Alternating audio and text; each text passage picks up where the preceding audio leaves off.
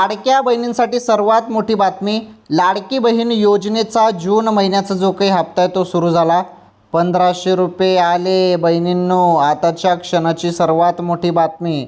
तुम्ही वाट बघत होते ना, मे महिन्याचे तुम्हाला 1500 रुपये मिळून गेले, त्यामुळे जून महिन्याचे पैसे कधी येतील याकडे तुमचं सर्वांचं लक्ष लागून राहिलं होतं. तुम्ही सर्वजण कमेंट बॉक्समध्ये भरभरून विचारत होते की पैसे कधी येतील, पैसे कधी येतील.